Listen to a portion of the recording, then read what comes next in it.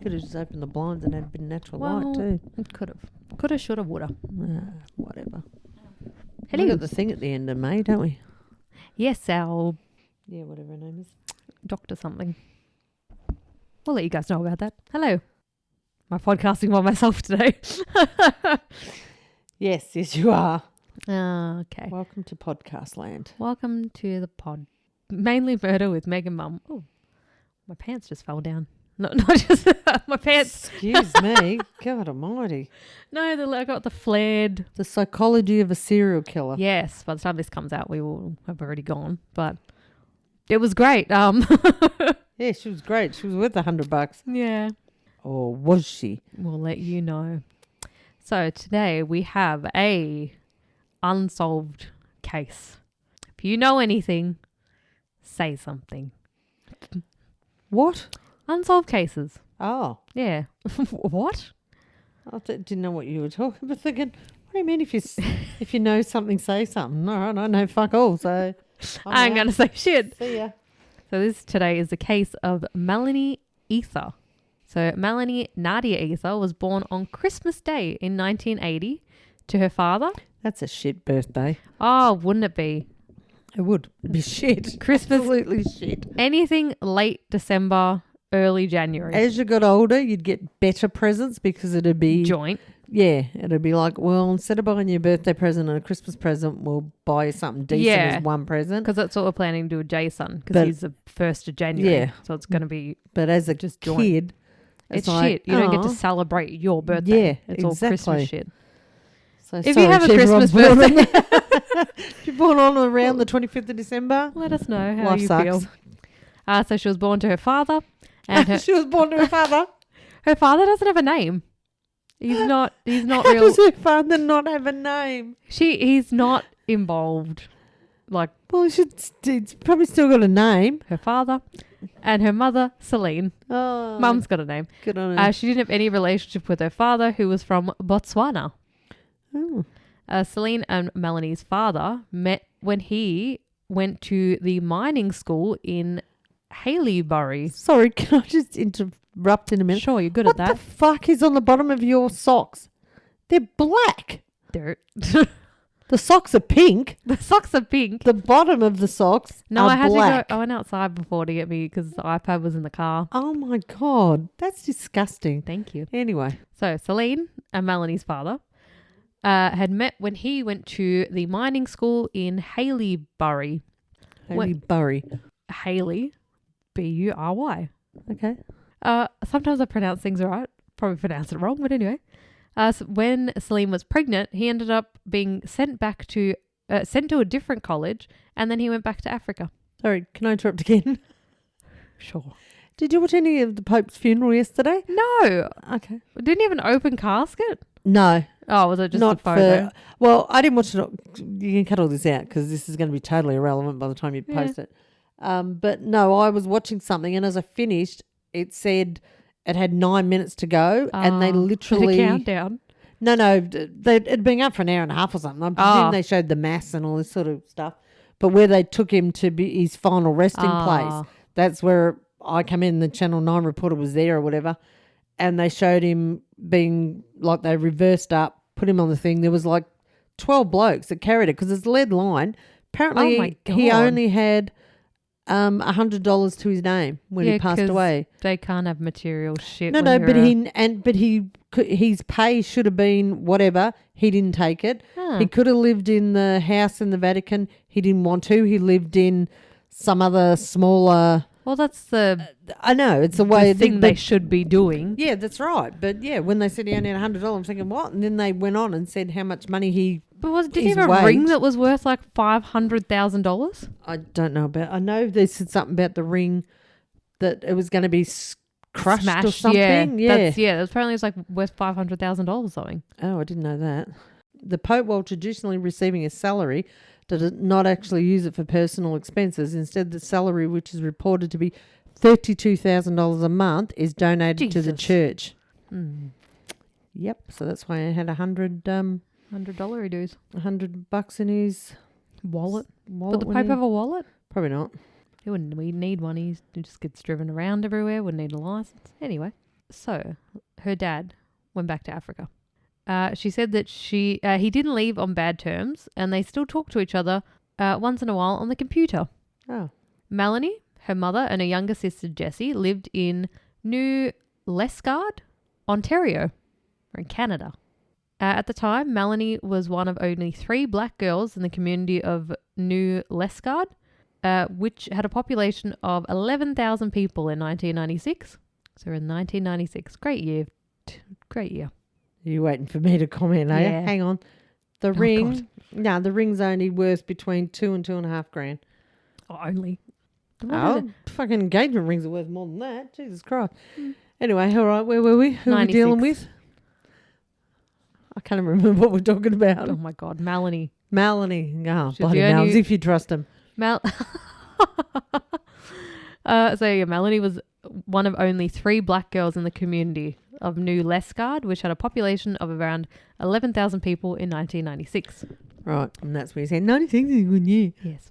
In 1996, Melanie, who was 15 years old, 5'5", approximately 120 pounds or 54 kilos, she had brown eyes and long braided black hair, and she was also known to wear hair extensions. Melanie was an honour student at École Secondaire Catholique Santa Maria. Sounds like a Catholic school. Definitely. And was described as being salt of the earth and having a lovely personality. In an interview with David Ridgen on the podcast The Next Call, Celine described her daughter as she was a very bubbly kid. She loved everyone, even when she was little. She would stop people in our street and say, "Come and have a coffee with my mum." Oh, maybe she was trying to hook mum up. Oh, maybe. Pimping. She was also very social. She worked at the local daycare, and she intended to become a teacher after graduating from high school. The daycare she worked at was attached to the high school she attended. She would open the facility early in the morning, go to school, return after school, help with the younger children off the bus, and remain until close in the evening. That's a long day for a kid. Yeah. Or her mother, Celine, also worked at this daycare as well, while taking college courses in Sudbury. So this sounding normal-ish so far. Yeah, so she was 15. Mum worked at the daycare. Pop in the morning, pop in after work. Probably got a bit of pocket money. Mm-hmm. At this time, Melanie was also learning self-defense from a family friend. Keep a pin in that. Pin it. Pin it. Self-defense. Family friend. Pin, friend, self-defense. On the morning of Saturday, the 28th of September, 1996, Melanie visited the home of her mother's close friend, Sylvie Chartrand. At Sylvia's house, there was Melanie. Sylvie's mother. No, sorry, it's Sylvie. Oh, not Sylvia's mother. At Sylvie's house, there was Melanie, Sylvie, and Sylvie's 6-year-old daughter, Stephanie, which is spelled Steffany. That's how Andrew used to always write Steph at work. Oh my God. Every time he'd write it'd be Steph, Steff. And it's like, what the fuck's this? Okay, that's not how she spells her name or anything like it, but... Sylvie's partner, Dennis Levely, and her son, Jason, were out of town. During this visit, Melanie broke a nail, which caused her to become upset. Sylvie later speculated Melanie's disappointment over her broken nail was compounded by the family's financial difficulties, as I think it was like the last, like it's a fucking nail broke.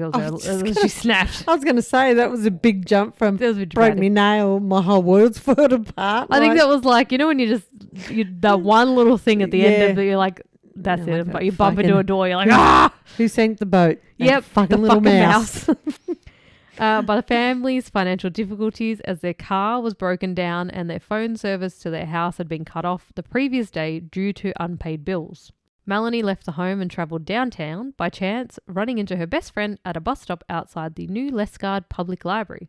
Her friend had been doing homework in the library but stopped doing it once Melanie arrived and agreed to join her to go downtown. The two girls visited several locations in New Liskeard, including a pizza parlour where they had lunch. Oh, now I'm hungry. Oh, sorry, including a pizza. I don't know if that's the name of the shop. I don't know if I meant to write plaza, but they had pizza for lunch. Okay. Still hungry. Over pizza. We got Easter eggs still. Hey? We got Easter eggs still. Do you? Just plain hollow ones? Go and have a look. Okay. That's what I needed. So they had pizza for lunch. Oh, pizza. Hungry again. We had pizza in the fridge.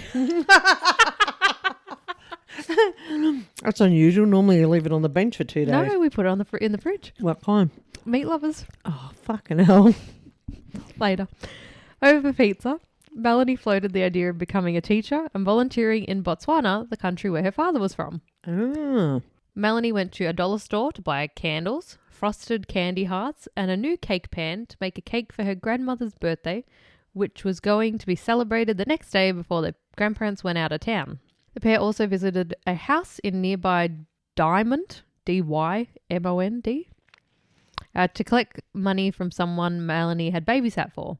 At some point, the girls met up with Melanie's boyfriend, Neil. Never trusted Neil. Yeah, you know who I'm talking about, Neil. Neil Fortier, who she had began dating about 3 weeks. She'd been dating for about 3 weeks, and their friends Dave Bromley, Jay Denneman, and Ryan Chatwin. Around 9 p.m. that night, the group of teens stopped by a video rental store. Oh, good old video rental store. Oh, Blockbusters. No, it was just like it looked like just a dingy, like... Just a little local. Yeah.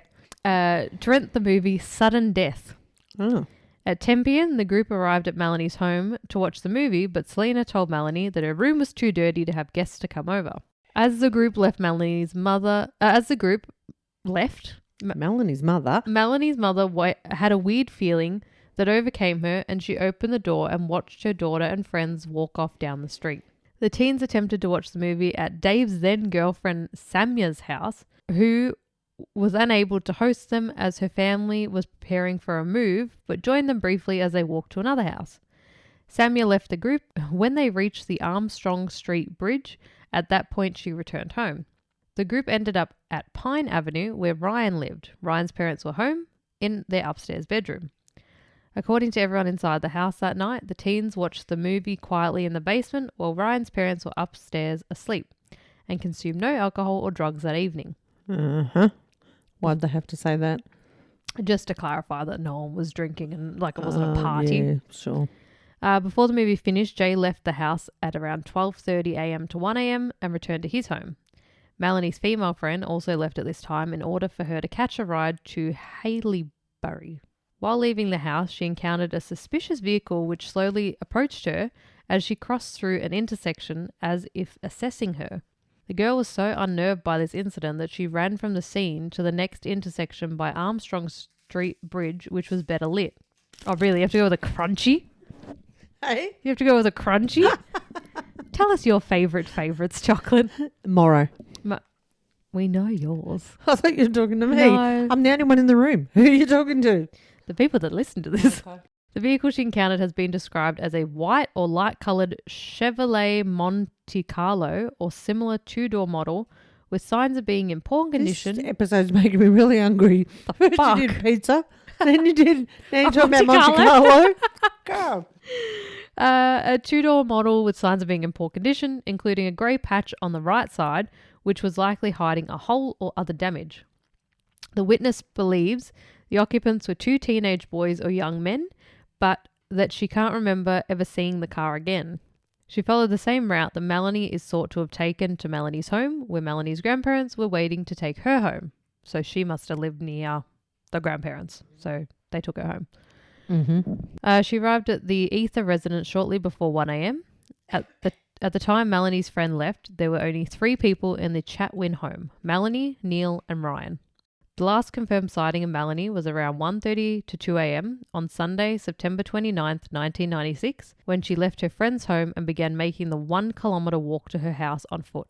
It was uncommon for Melanie to walk home by herself, but without a phone service at home, she could not call home for a ride. Remember, it had been cut off the day before. I remember. Oh, you remember? I didn't, but when you said it, I remembered. Her mum, Celine, that afternoon had told Melanie that the phone company had cut off their phone line as the bill was overdue. Celine called the company and begged to have the phone connected as she was going to be paid on Monday. So this was like Friday. Mm-hmm. The person from the phone company told her, well, we'll connect it once you pay your check on Monday. Melanie got home from school that night and Celine had told her, we're not going to have a phone this weekend, but it's not going to kill us. One of the boys escorted her to the door and watched her walk west down Pine Avenue East. At this time, she was wearing a green Nike windbreaker, a white t-shirt with a blue heart Pepe logo. Pepe? P-E-P-P. P-E-P-E. Pepe. Pepe. What the fuck's a Pepe logo? I don't fucking know. It's your show. Blue jeans, a black belt with a silver buckle, black boots with a short heel, a necklace and a watch. Melanie's route would have taken her through 3 intersections, over the Armstrong Street Bridge, past a gas station and apartment building, up the back alley or along a main road, and finally to the top of Church Street where the Ethier residence was located. Ah. That's Pepe. I don't think that was around in the 90s. Why not? I think that's a newer thing. Well, it says Pepe. Search 90 Pepe's logo. God almighty. Well, I think Pepe was an internet meme. So, she, according to family and friends, Melanie typically preferred to use the back alley when making this journey. Surely not at night on your own. When It's just me that used to walk down the factory street behind Mum and Dad. When you're that young and it's 1 o'clock in the morning, you think you're invincible. You just want to get home quick and you take the shortcut. The bridge was the only portion of her route that was brightly lit, and the streets would have been reasonably busy even at the late hour when she was seen crossing it.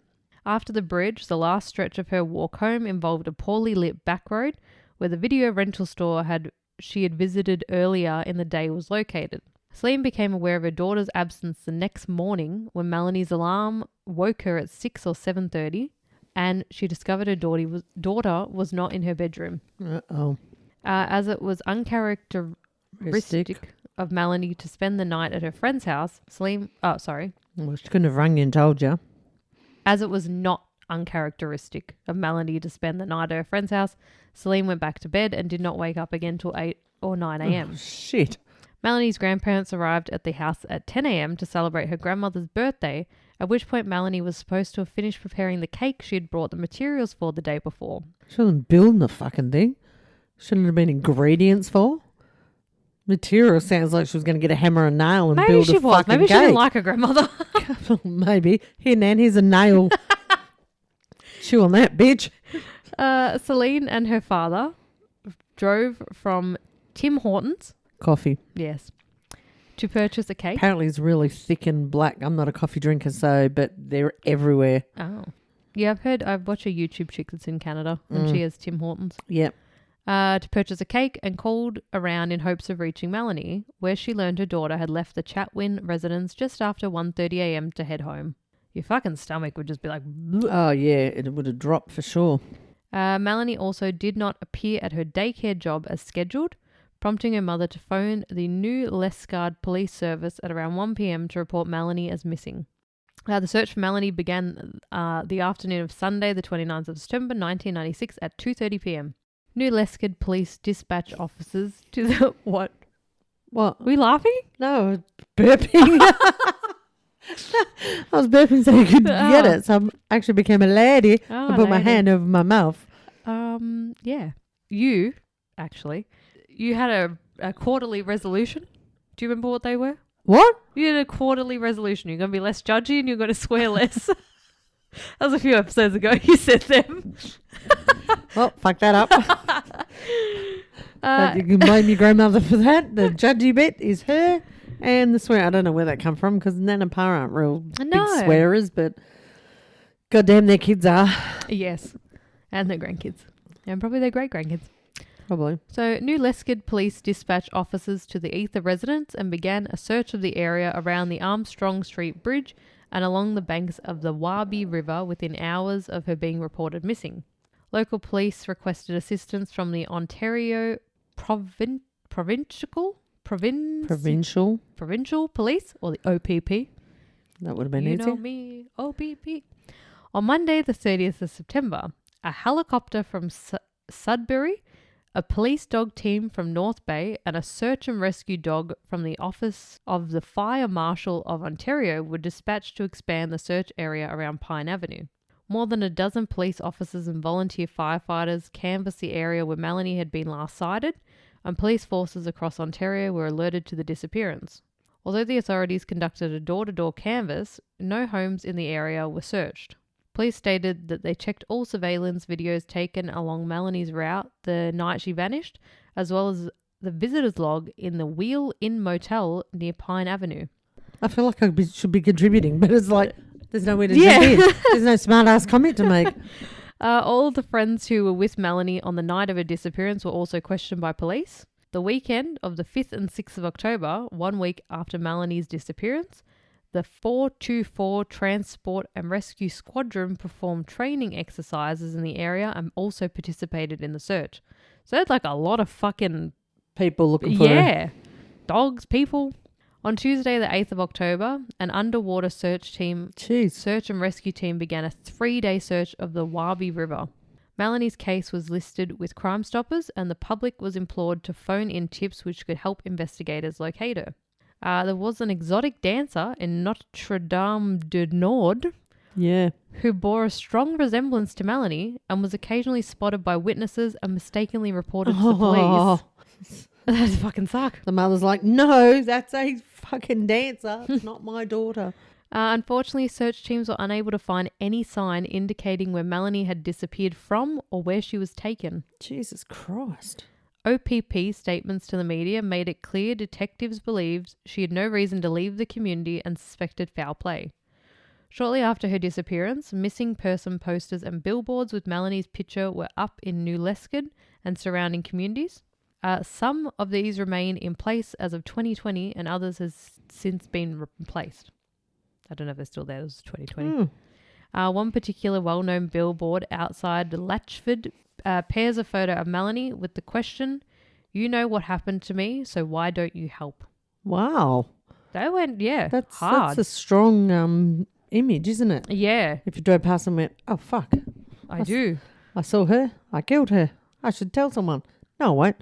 Well, Celine and the volunteers from the community, including Jay Denneman, one of the boys present on the night of the disappearance, distributed posters in New Liskeard and communities as far as Timmins, Ottawa and Montreal. Celine also wrote a letter to the editor published in the November issue of the... And this is, as Megan says, we should record this. Have you seen her eyes pop out of her head then? As if to go, what the fuck is that word? Please. Temi Skaming speaker, newspaper, and sent information about Melanie to media companies in Toronto in the hopes of keeping attention on the case.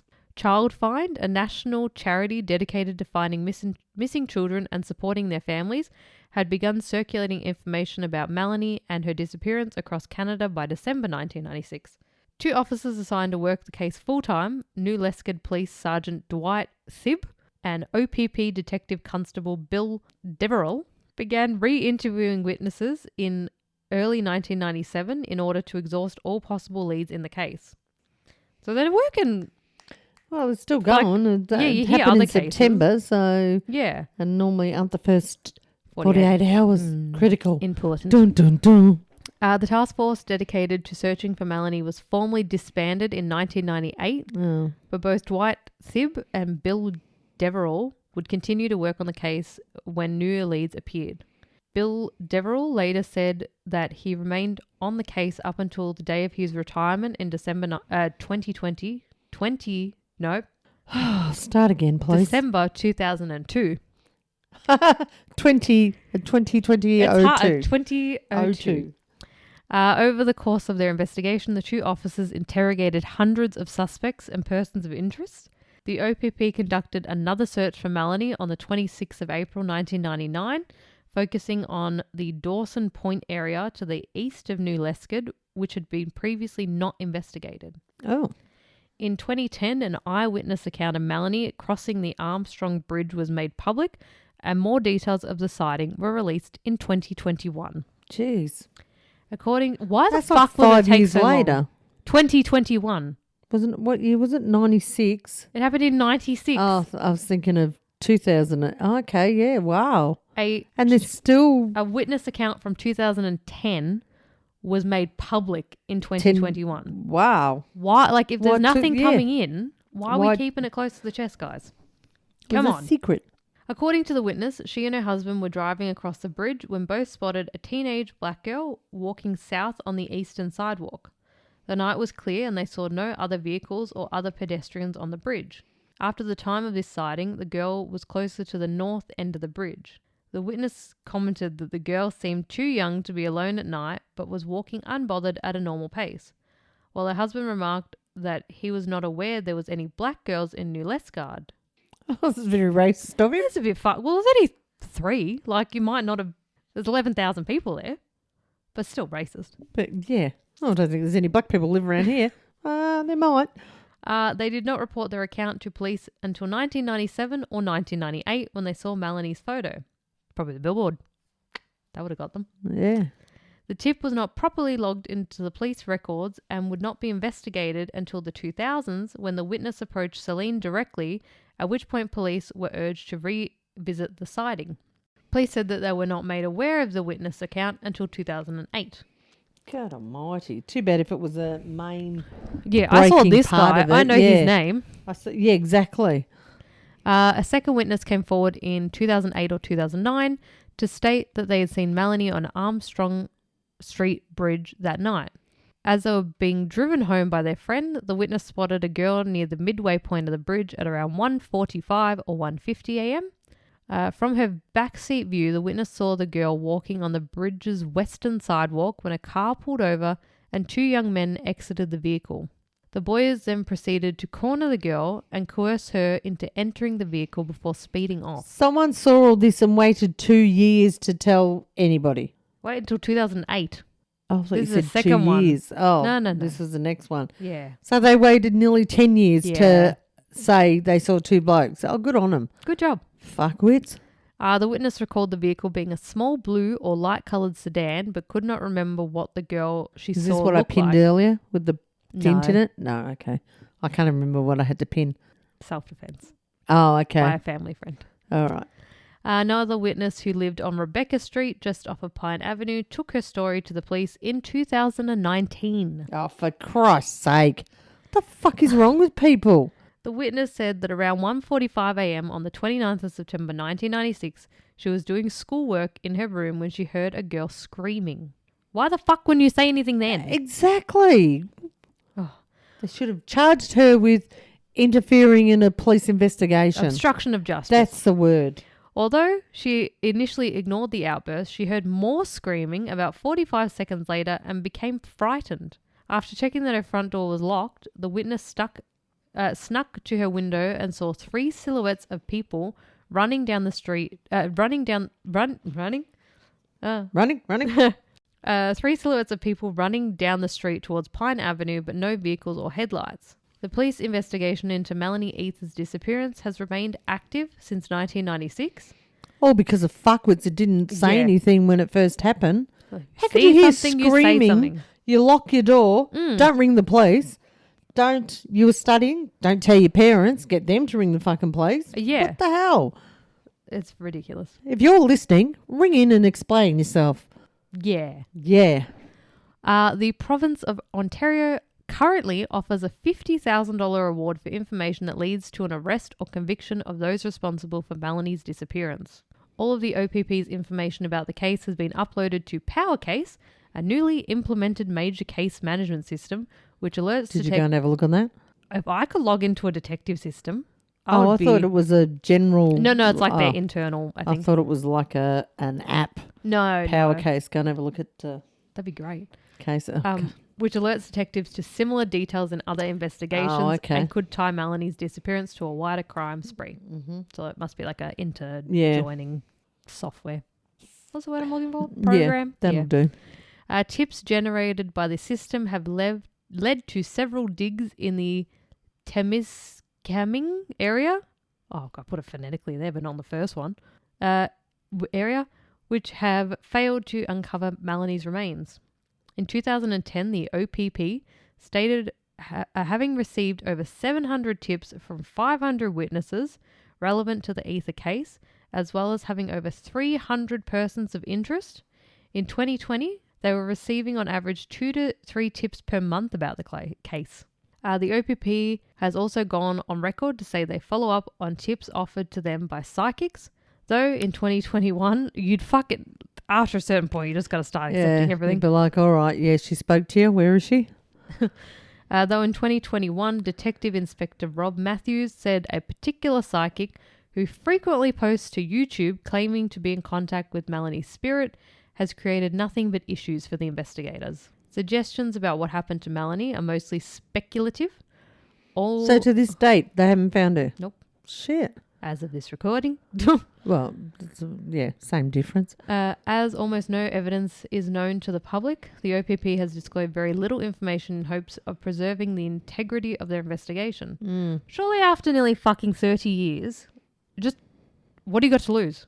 Well, maybe they don't want to disclose stuff that, you know, how it's always like, you know, there was a glove and glove was, and only the person that was involved would actually know about it. So I guess they're possibly keeping some things.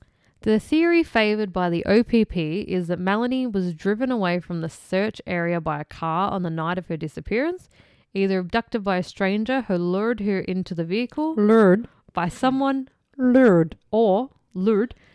into the vehicle by someone she knew. The search is complicated. The search is complicated. Yeah, search is complicated.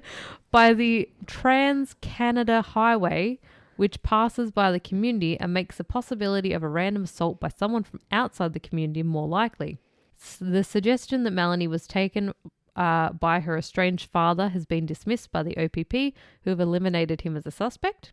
One theory that suggests that Melanie fell into the Wabi River and drowned has been dismissed by her family, as she knew how to swim and no remains were ever recovered from the river. Yeah, but that doesn't mean shit.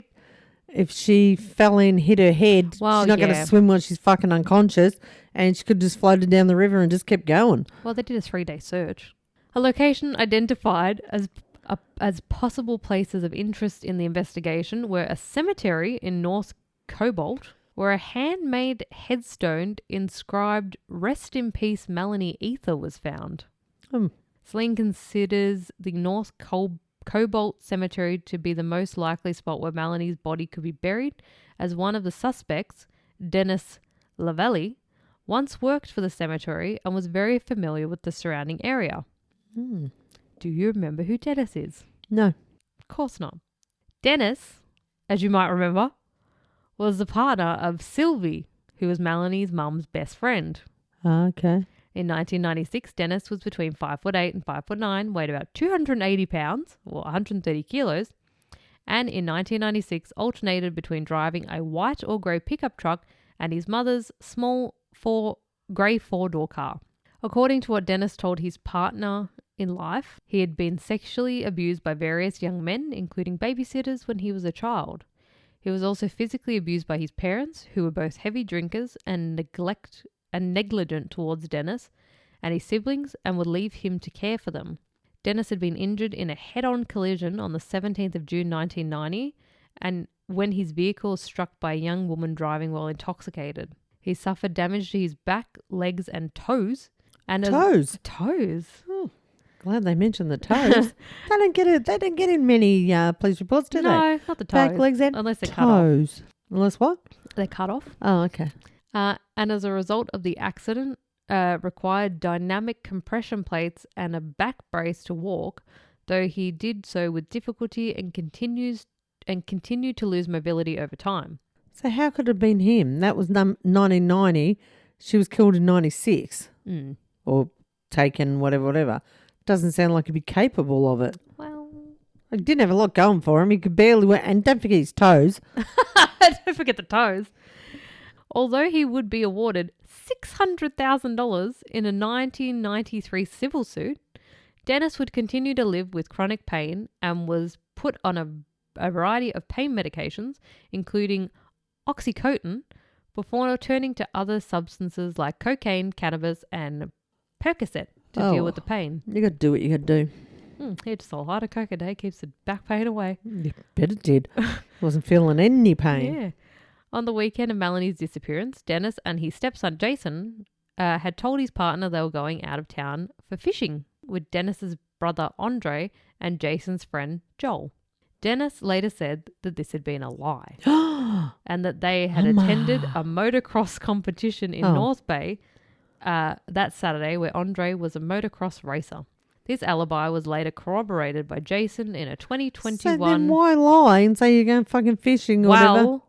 Oh. This alibi was later corroborated in a 2021 interview, though he also said his memory of that weekend is spotty due to the trauma of losing Melanie. It was like his mum's best friend. Like, they would have been close. Andre has denied any memory of where they had gone that weekend. Joel said that he was at a large house party in New Liskeard that weekend, and if they had attended a motocross competition, it would only have been a day trip. Okay. So I feel like... someone's lying. 3 days into the investigation, Dennis commented to Melanie's grandmother that the person who had harmed her would have to be very strong as she was capable of defending herself. Oh, okay. Fair call. And to prove this... Is that why I had to pin that she felt self-defense? Okay. And to prove this point, Dennis showed the grandmother deep nail marks on his arm, which he said Melanie had made while they were play fighting. Oh, yeah. So 3 days after her disappearance, however long she saw him beforehand, he's still got really deep nail marks on him. Oh, you're pointing the finger, are you? I'm pointing multiple things at him. My toes, mainly. I was waiting for you to say you put grandma in the headlock and went, this is what I did. Other people who knew Dennis have also voiced their suspicions about the scratches on his arms, which extended from his wrists to his elbows. Wow, that's a decent scratch for playing around. Sylvie recalls him showing her the marks on the afternoon after Melanie disappeared, saying she had made them while they were play fighting, though she could not understand when they would have seen each other as the marks looked fresh. Later that day, Dennis told his neighbour that the marks were caused by him brushing up against branches while looking for Melanie in the woods. Okay. Dennis had a long history of making sexual advances against minors, though not everyone in his life was aware of the extent of his behaviour. His partner was aware of at least a few occasions on which he made advances towards his daughter's friends. Oh, fuck. Why would you stay with him? You'd be like, get your bag, get the fuck out. Yeah. Lionel Martel, Dennis's best friend, later told media that he had warned his friend not to make sexual advances towards teenage girls, and that later in life, Dennis would occasionally, while under the influence of drugs, mention Melanie and another girl with a weird name, while saying they'll never find them. Oh, fuck. Okay. Dennis spent several months in prison for drugging and sexually abusing one of Lionel's nieces. Oh. His best friend's niece. Yeah. And he's still friends with him. Though he'd lied about his whereabouts after being released and told Martel that he'd been working on his uncle's farm in Alberta. Another friend later told police that on one occasion, when Dennis had spotted an unfamiliar black girl in town, he commented saying that he had a liking for black chocolate. Oh. Well, any chocolate's good chocolate. Let's be honest. So Dennis, so far, is great. Stephanie has said it was very apparent that he was a sexual predator for underage girls. Oh. This is you fucking, like, she's talking about her stepdad. Yeah, no. How creepy. And as a teenager, she would have to check in on her friends to be sure that they made it home if he had given them a ride. In a 2021 interview, Stephanie stated that 6 of her friends came forward to describe Dennis as sexually harassing or assaulting them. Or assaulting them. Uh-huh. And they didn't say anything at the time? No. On one occasion around 2000, Dennis followed one of his daughter's friends into the sunroom of his house and told the girl he would like to make her experience an orgasm. Oh, for fuck's sake. Years later, Dennis was briefly jailed for sexually assaulting one of his daughter's friends in the family home as the daughter and his partner were asleep. Oh, my God. In 2014, Dennis was sentenced to serve time in prison after pleading guilty to a similar offence and was released after several months.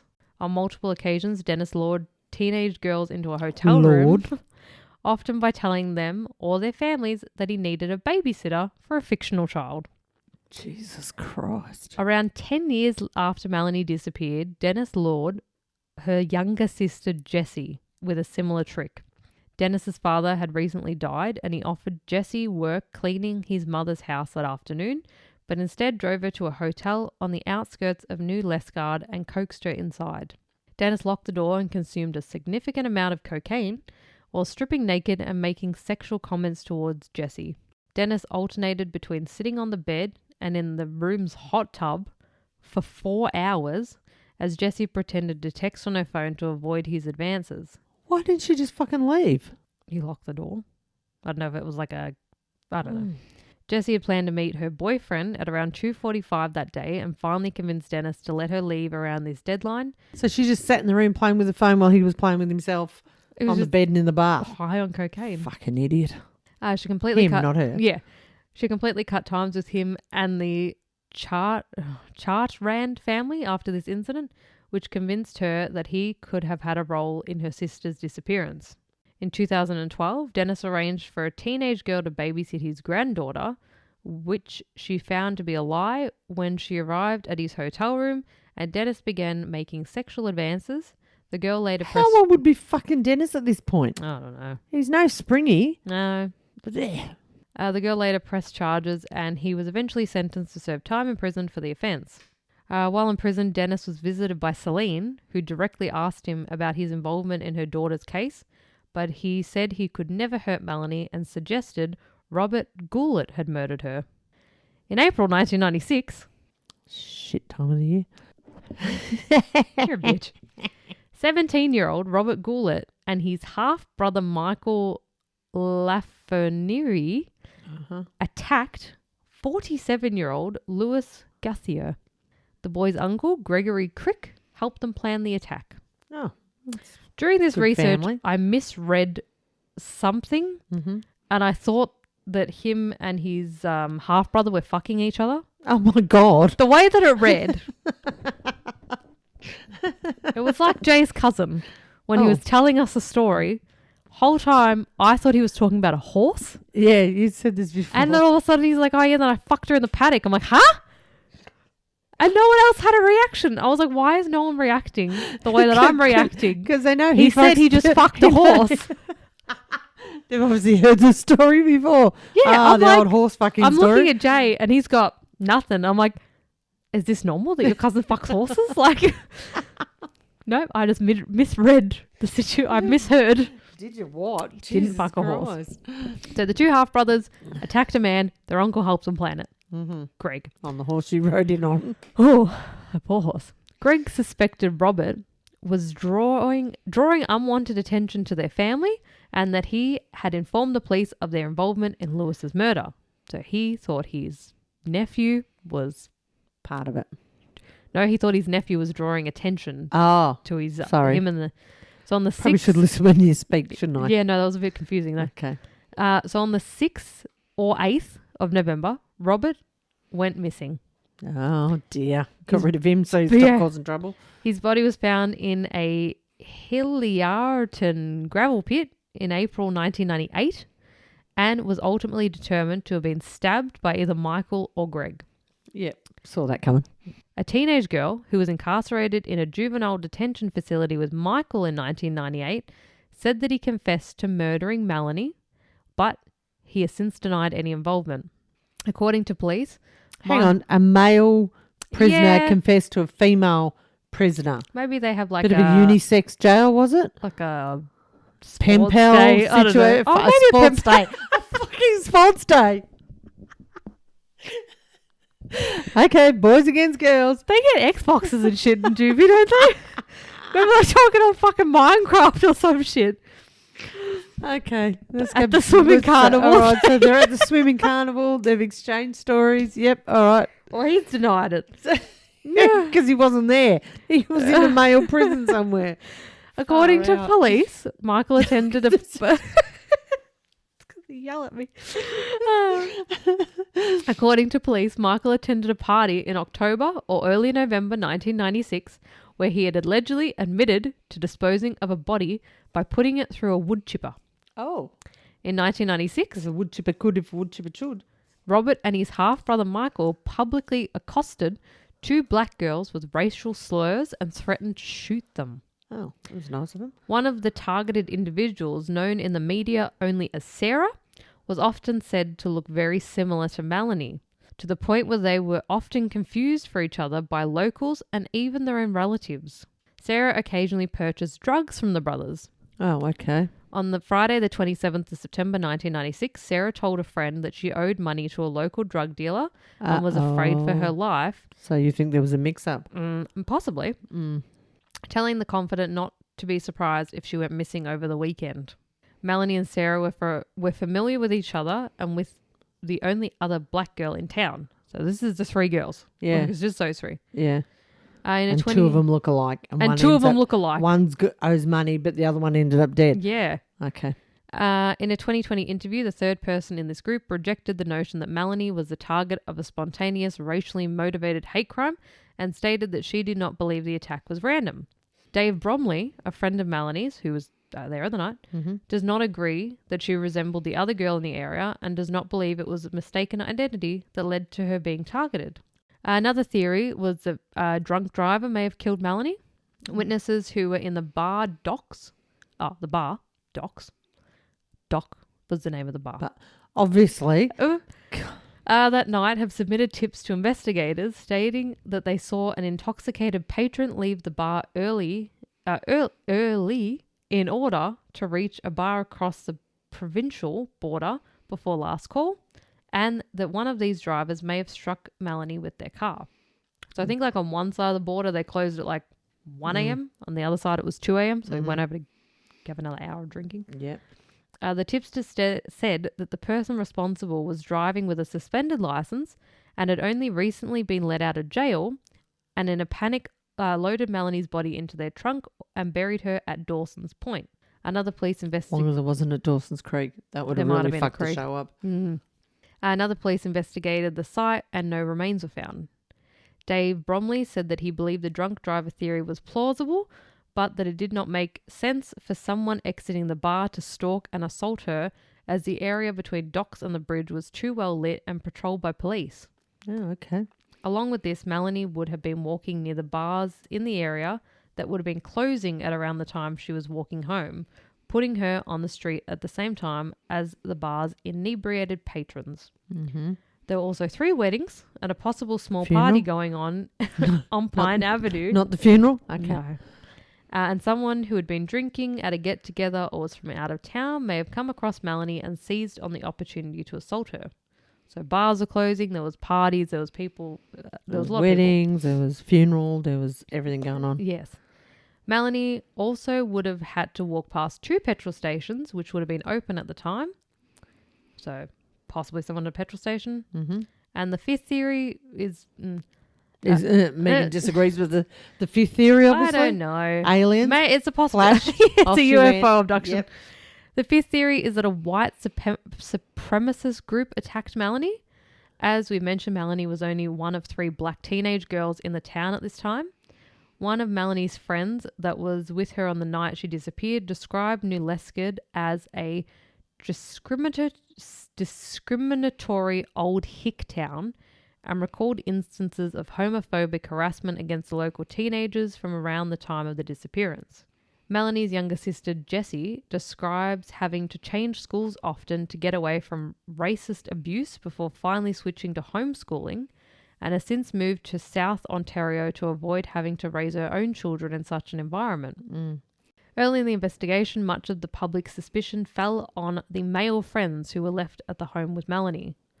Melanie's then boyfriend, Neil, would later state that his biggest regret in life was not walking her home that night. Well, you should have.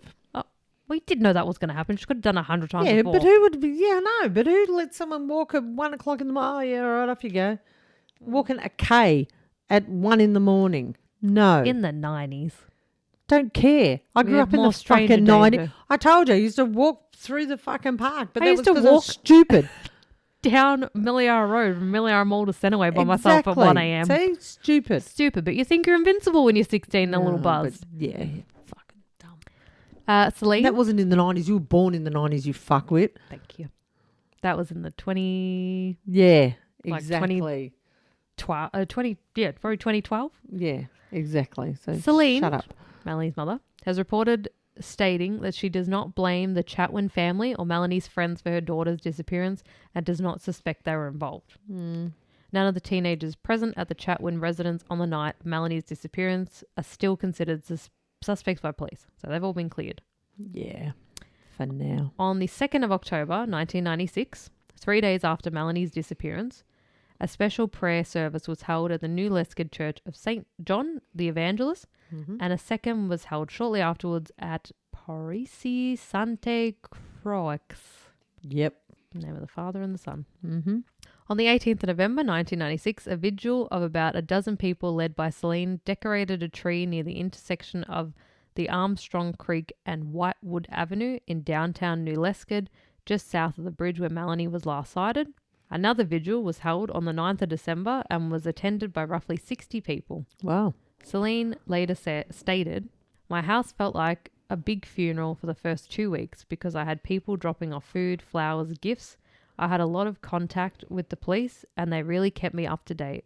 I did mini searches myself with friends." And as of this recording, Melanie is still missing. Holy moly. After 29 years. Wow. That's sad though for the family. And to have no trace of her. Exactly. Like there's nothing. Not that she's been kidnapped. She's been whatever. And it's hard in like a small town in Canada. Like they're not going to have CCTV everywhere. In the 90s, you don't have your phone that you get tracked on everywhere. And exactly. But I don't know. The guy, Dennis. Mm-hmm. Yeah. Yeah. He sounds like he's pretty good. He'll probably confess on his deathbed. I think he's dead. Oh, is he? Well, then he should have confessed on his deathbed. I think he's dead now. But yeah, I don't know. Could be fucking anything. As I said, there was that many parties and bars and weddings. Right. And could have been anyone. Could have been a drunk that's flipped her over the bridge and off she's gone straight down the river. Yeah. But after 29 years of nothing, no remain. Yeah, she could be a Jane Doe somewhere. Yeah, exactly. But yes, sad. It is sad. That is you're right. Yeah, I just need to go and do a wee. Oh, okay. Yeah, that's the unsolved case of Melanie Ethier. But we'll catch you next week. We'll see you next Tuesday. We'll see you next Tuesday. See you next Tuesday. And you can follow us on Instagram at seeyouNextTuesday.com.au. No, that would be a website. I wonder if there's a website called Probably. that. Mainly_murder. And you can email us at MainlyMurderPodcast@gmail.com. And you can go over. Don't say fucking courier pigeon. That's rude. It's very aggressive of me, but I'm sick of hearing it. Patreon for extra episodes. And you can buy us coffee. You can do a lot of things. Courier pigeon. Fucking courier pigeon. That's it. I'm out. Help! I'm out. I'm walking out. I'm leaving the premises. Okay. No, I'm not because my little grandson's still asleep. Exactly. Don't pinch him. We could get another episode in. Bye.